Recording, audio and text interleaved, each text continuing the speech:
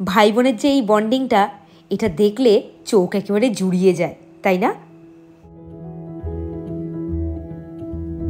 Good morning everyone, welcome back to the channel Roznamcha. সোমবারটা এসে যাওয়া মানেই আবার সেই এক রুটিন শুরু হলো। কালকে বেশ এনার্জি নিয়ে নিয়েছি কাজের, এবার সারাটা সপ্তাহ একেবারে কোমরে কাপড় বেঁধে কাজে লেগে পড়ব।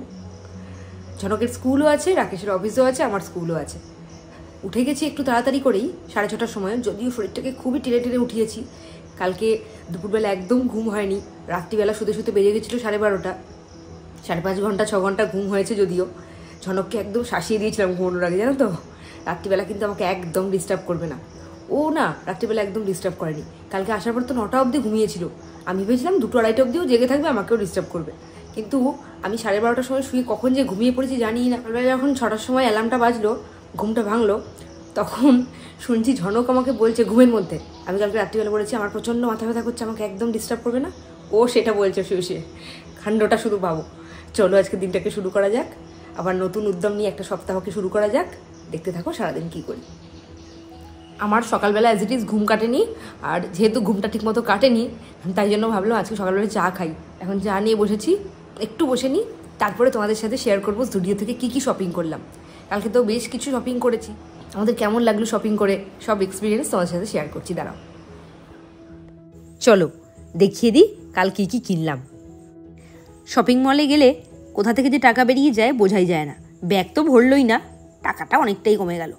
এই যে প্রথমেই কিনেছি এই কালো টি শার্টটা। কিনেছি বললে ভুল হবে, কিনেছে রাকেশের এটা। মেয়েদের ড্রেসের সাইজ ঠিকঠাক না পাওয়া গেলেও ছেলেদের ড্রেসের সাইজ কিন্তু ঠিকঠাক মোটামুটি পাওয়া যাচ্ছিল। এইটার দাম নিয়েছিল 399, মোটামুটি কমই দাম, আর সেই তুলনায় কোয়ালিটি বেশ ভালো। অন্যান্য রং আমাদের যতই প্রিয় হোক, কালো আর সাদার সাথে আমাদের একটা আলাদা দুর্বলতা আছে সবার, কি তাই তো? এই ড্রেসটা আমি পছন্দ করে দিয়েছি, বেশ ভালো লাগছিল। আর এই যে সামনে পকেটগুলো দেখতে পাচ্ছ, এই পকেটের জন্য এই টি শার্টটা আরও অ্যাট্রাকটিভ লাগছে। এটার দামও নিয়েছিল 399, মানে 400 টাকা।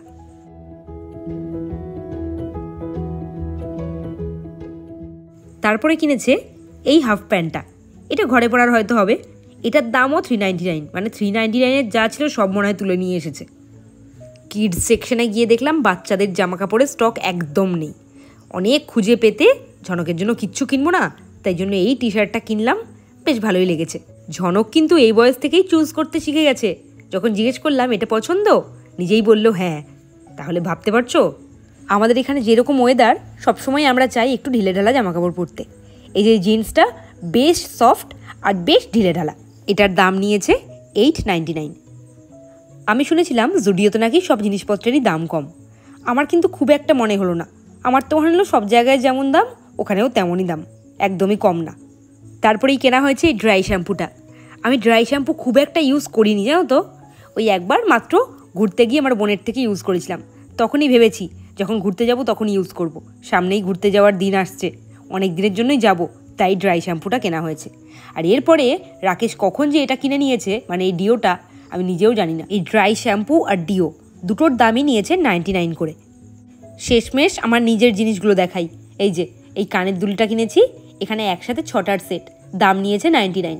এটা বেশ কম দাম মনে হলো। জামা কাপড় তো আর কিছু কেনা হলো না, তাই মনটাকে একটু সান্ত্বনা দেওয়ার জন্য কিনে নিয়েছি এই ব্যাগটা। বেশ পছন্দ হয়েছে, সব কিছুর সাথেই নেওয়া যাবে।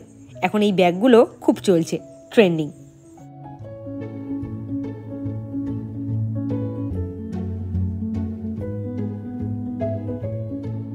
কৃষ্ণনগরের জুডিও থেকে কী কী কিনলাম সেটা তো তোমাদের সাথে শেয়ারই করলাম, তবে কিছু কিছু জিনিস ওখানে আমার অন্যরকম লেগেছে। সেটা হলো, আমরা যখন ঢুকলাম আমাদের ব্যাগ চেকও করলো না, আমাদের ব্যাগ সিলও করলো না, একবার জিজ্ঞেসও করেনি ব্যাগে কোনো জামা কাপড় আছে কিনা। সাধারণত চাকদাতে শপিং মলগুলোতে যেটা জিজ্ঞেস করে সেটা তো হলো একরকম।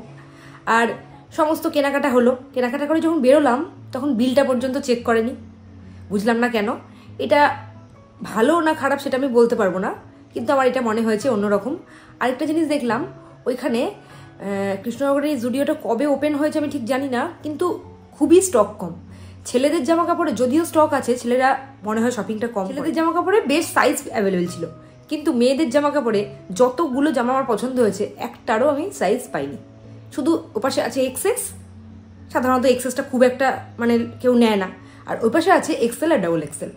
মাঝখানের যে সাইজগুলো সেগুলো আমার মোটেই মানে যেগুলো পছন্দ হচ্ছে পাচ্ছি না, এইরকম ব্যাপারটা হয়েছে। তোমাদের সাথে আমি সেটাই শেয়ার করলাম। আর দাম যে আমার খুব কম লেগেছে মোটেই না, গার্মেন্টসের দিক থেকে দাম আমার মোটেই কম লাগেনি, বেশ লেগেছে। ওই টুকিটাকি জিনিস যেমন কানের দুল, কয়েকটা ওয়াচ দেখলাম, রিস্ট ওয়াচ, এইসব জিনিসপত্র একটু দামটা কম হলেও, কানের দুলটা কিনেছি এটা দাম কম, তারপরে যে ড্রাই শ্যাম্পু এইগুলোর দামটা কম মনে হলো, জামা কাপড় আমার মোটেই কম দাম মনে হয়নি। এইটা হলো জ্যাগরি পাউডার, মানে গুড়ের গুঁড়ো, যেটা আমি চিনির বদলে ইউজ করে থাকি। অনেক দিন ধরেই আমি এটা ইউজ করছি, তবে প্রথম দিকে চাকদাতে খুব একটা অ্যাভেলেবেল ছিল না, তাই জন্য অনলাইনেই আনিয়ে নিতাম। চাকদা বাস স্ট্যান্ডের কাছেই একটা দোকান আছে, সেখান থেকে এখন পেয়ে যাই। ওখানে না সমস্ত কিছু রাখে, যেমন রাগি, মিলেট, সব কিছু, মাখানা। আসলে দিন দিন মানুষ হেলথ কনসিয়াস হয়ে যাচ্ছে, তাই এইসব জিনিসের ডিমান্ড বেড়েই যাচ্ছে। চাকদা স্টেশনে ঢুকতে ঠিক অপোজিটে চাকির দোকান, সেই দোকানটার কথাই আমি বলছি। যারা হেলথের ব্যাপারে খুব কেয়ারফুল তারা কিন্তু সবার আগেই বন্ধ করে দাও চিনি। আমি তো অনেক দিন আগেই বন্ধ করে দিয়েছি।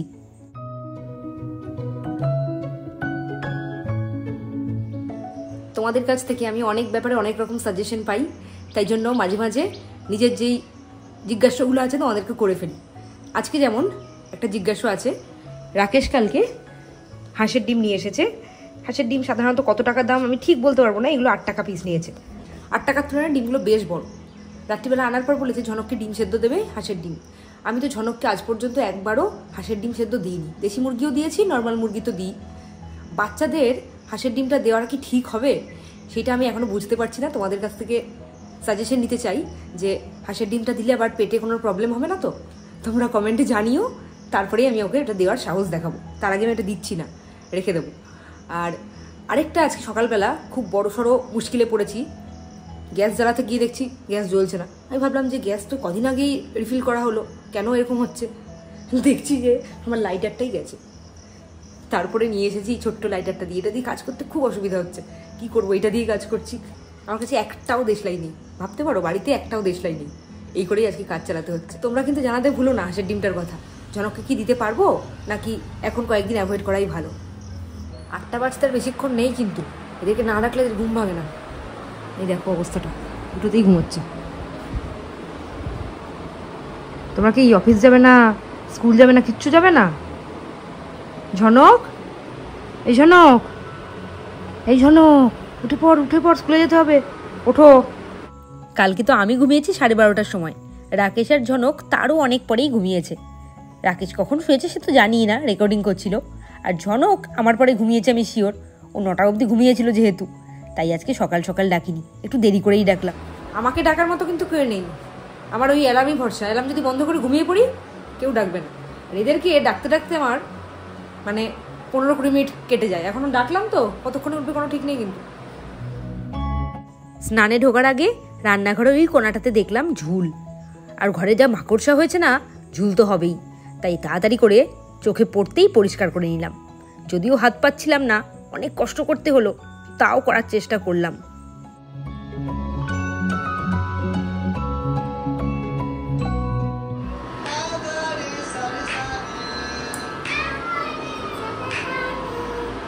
স্নান করে বেরিয়ে দেখছি ঝনক এদিকে গুড বয়ের মতো গান নিয়ে বসেছে। ওর গান নিয়ে বসা মানে এই ফোনটাই ওর বাবা চালিয়ে দেয়, তার সাথে সাথে গান করে। আসলে হারমোনিয়ামে তো এখন হাত পায় না, তাই জন্য হারমোনিয়াম নিয়ে বসাটা বৃথা, তাই জন্যই এভাবেও গান প্র্যাকটিস করছে।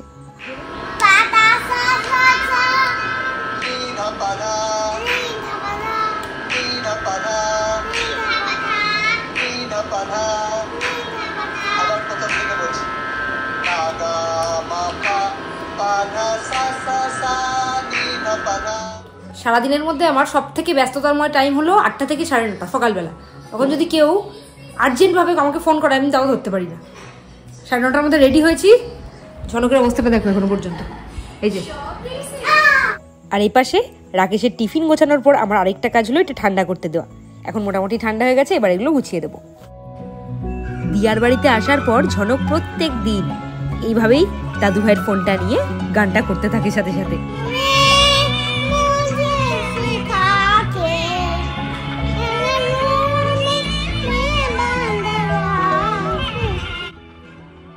ঝনকের গলায় এরকম আধো আধো গান শুনতে বেশ মিষ্টি লাগে।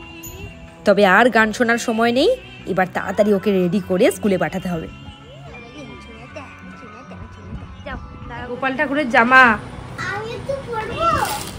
হ্যাঁ গোপাল ঠাকুরের জামা পরবে? তোমার গায়ে হবে? ও তাহলে তো পরাই যায়। কেন? এই তো বললে হবে। মা এখানে গোপালের জামা জমিয়ে রেখেছে, বর্ষা বলে রোজ একটা দুটো করে কাচ্ছে, একসাথে কাচলে তো শুকোবে না। কত জামা গোপাল ঠাকুরের দেখেছিস? রেখে দাও রেখে দাও রেখে দাও রেখে দাও, গোপাল ভাইয়ের জামা মাথা ঢোকায় না। প্রত্যেক দিন ঝনককে নিয়ে যখন স্কুলে যাই বৃষ্টি শুরু হয়। আজকে কি ভাগ্যে বৃষ্টিটা তখনও শুরু হয়নি। তাড়াতাড়ি করে বেরোচ্ছি যাতে বৃষ্টির আগেই ঝনককে ভালো মতো স্কুলে পৌঁছে দিতে পারি, বৃষ্টিতে যাতে ওকে ভিজতে না হয়। স্কুল কামাই তো করা যাবে না, তার আমি একদমই পক্ষপাতী না। তাই জন্য অল্প বৃষ্টি হলে আমি ওকে স্কুলে পাঠিয়ে দিই। যদি সেই রকম বৃষ্টি হয়, হয়তো প্রচণ্ড মুষলধারে হচ্ছে, তখন দেখা যায় কামাই করবে কিনা। ঝনক স্কুলে চলে গেছে, আমিও স্কুলের কাজকর্ম সেরে ওপরে এসে গেছি। আর এসে দেখছি চেরি সোনা সারা ঘরময় দৌড়ে বেড়াচ্ছে। আগে ডাকলে কাছে আসতো না, এখন ডাকলে কেমন কাছে আসে দেখো। আর মুখটা করেছে দেখেছো, একেবারে মনে হচ্ছে চটকে দিই। কি করবে দেখবে, এখন ও দুষ্টু হয়েছে। আগে শুধু বেরিটাই দুষ্টুমি করতো, ও চুপচাপ থাকতো, আর এখন দেখো কোথায় উঠতে যাচ্ছে।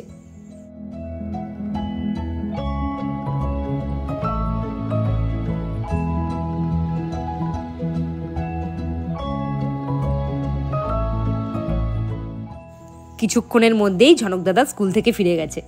আর আজকে না স্কুলে কোনো রকম দুষ্টুমি করেনি, হাসতে হাসতে বলতে এসেছে। তাই জন্য আজকে আমি ঝনককে খুব আদর করেছি। চেরি কিন্তু জানে এই সময় ঝনক দাদা স্কুল থেকে ফেরে, ও ওয়েট করে থাকে। যেই ঝনক দাদার গলা পেয়েছে ওই ঘর থেকে ছুটে চলে এসেছে।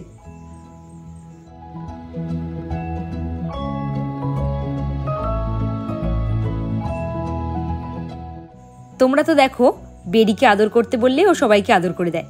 আজকে ঝনককে বলেছিলাম চেরিকে একটু আদর করে দাও। ঝনক তো চেরিকে আদর করেই, কিন্তু চেরিও যে ঝনককে আদর করে এইটা আমি আজকে ফার্স্ট টাইম দেখলাম। দেখবে তোমাদেরকেও দেখাচ্ছি, দাঁড়াও। ভাই বোনদের এইসব কিউটনেসগুলোই সারা জীবন মনে থাকার মতো। একটা বাজনা বাজছে আর এদিকে ঝনক আর চেরি দুজন মিলে গেছে দেখতে, দেখো বলে।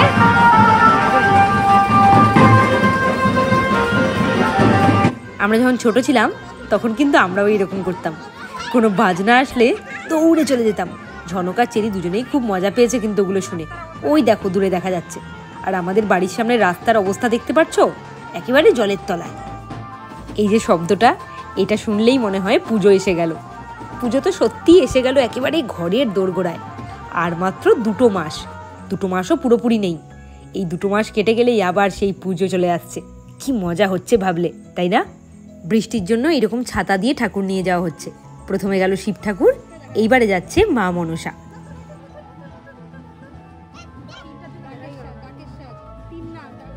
তবে ছাতা দিয়ে ঢাকা ছিল বলে শেষে কি ঠাকুর গেল সেটা আমি ঠিক বুঝতে পারলাম না। তোমরা কি বুঝতে পারলে? জানিও তো একটু। সন্ধেবেলা রাকেশ অফিস থেকে ফেরার পর ঝনক তো রোজই বলে ও কি কি করেছে।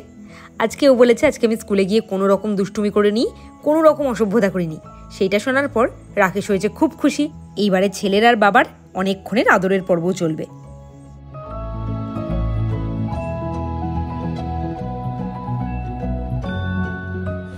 এত খেকো বৃষ্টি, যে হাতে ছাতা, হ্যাঁ এখানে ঝালমুড়ির দোকানে দাঁড়িয়েছে। মানে এত খেকোটা কি তুমি তো? কারণ আমি তোমাকে শুধু জিজ্ঞাসা করেছি তোমার খিদে পাইনি। আমি ভেবেছিলাম বলবো যে বাড়িতে একটু মুড়ি টুড়ি তাহলে দেখো। সঙ্গে সঙ্গে আমাকে বলছে কি যে এইখানে যে পূর্বজল বাজারটা পার করে যে দোকানটা দারুণ মাখে, এখানে দারুণ মাখে, ওখানেই খাবে। খেকোটা কি আমি না তুমি? এই দোকানটা সবসময় দেখি, রাত্রিবেলা 9টা সাড়ে 9টায় গেলে তখনও দেখি খোলা। মাঝে মাঝে বৃষ্টির সন্ধেবেলায় এইসব খাবার খেতে বেশ লাগে। এই মুড়িটা যা মেখেছিল না, চাকদা পূর্বাচল বাজারের পরে এই 4 মাথার যে মোড়টা আছে এখানেই উনি বসেন রোজ সন্ধেবেলা।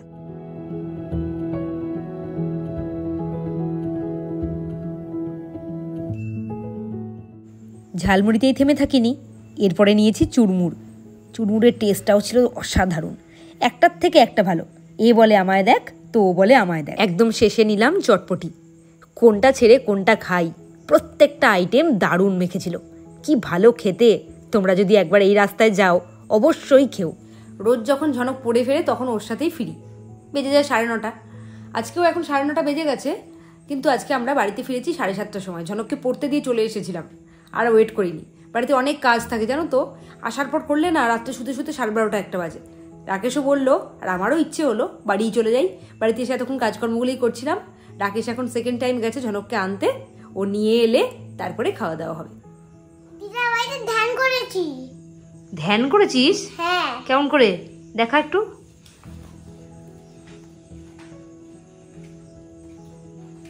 ওরকম করে করেছি। কতক্ষণ? এতক্ষণ। এতক্ষণ না বলো, অনেকক্ষণ। অনেকক্ষণ করেছি। তোর ধ্যানটা কি ভাঙালো তোমার? ভাঙানো বাবা। ও, বাবা কি ধ্যান ভাঙালো? হ্যাঁ। ভাঙিয়ে নিয়ে এলো? হ্যাঁ। ও, তাড়াতাড়ি আসো, জামা টামা চেঞ্জ করবে, আসো। জামা প্যান্ট চেঞ্জ করবো। ওঠো ওঠো ওঠো, ওঠ। রাতের কাজ সারতে সারতে অনেকটাই দেরি হয়ে গেছে, 11:30 বাজে। ঝনককে তো খাইয়ে শুইয়ে দিয়েছি, আমারও খাওয়া দাওয়া হয়ে গেছে। যদিও দেরি হয়েছে, কিন্তু আজকে একটু তাড়াতাড়ি শুতে পারবো। বাড়িতে তাড়াতাড়ি চলে এসেছিলাম যেহেতু, এডিটটাও কিছুটা কমপ্লিট করে রেখেছি, অতক্ষণ লাগবে না। আর তোমরা অনেকেই জিজ্ঞেস করো এরকম ক্লিপ বাঁধি কেন দুদিকে দুটো। শুধু এই দুদিকে দুটো ক্লিপ বাঁধি না, পেছনেও দুটো আছে। রাত্রে যখন ঘুমোই তখন চুলটাকে একেবারে এমন টাইট করে বাঁধি, মানে একটা চুলে যেন এদিক থেকে ওদিক না নড়ে। এই দেখো, একদম টাইট করে বাঁধি। অনেকে দেখি রাত্রে সবসময় চুল খুলে শুয়ে পড়ে, আমি তো কোনোদিনও পারি না। আমি একদম গোড়া টাইট করে, এখানটা টাইট করে, চারিদিকে 4টে ক্লিপ লাগিয়ে টাইট মতো করে, যাতে কোনোভাবে কোনো দিকে চুল না বেরোয়, সেভাবেই শুই। ঘুম থেকে উঠেও দেখি চুল একেবারে অ্যাজ ইট ইজ এরকম আছে। ওই ঘুমের মধ্যে চুল চোখে মুখে এলে খুব অস্বস্তি হয়। ঝনক এখানে শুয়ে পড়েছে, ঘুমোয়নি এখনো যদিও। ঝনক রোজকার মতো খেলনাটা ওই ঘর থেকে নিয়ে এসেছে ঠিকই, কিন্তু খেলনাটা হাতে নিতে ভুলে গেছে। আমি তাই একটু হেল্প করে দিলাম, এটা নিয়ে ওর হাত পর্যন্ত পৌঁছে দিলাম। ব্যাস, এবার এই খেলনা নিয়েই সারা রাত ঘুমোবে। চলো আজকের ব্লগটা তাহলে এখানেই শেষ করি। কালকে আবার একটা নতুন ব্লগ নিয়ে তোমাদের সাথে দেখা করি। ততক্ষণের জন্য গুড নাইট, টাটা, সবাই ভালো থেকো।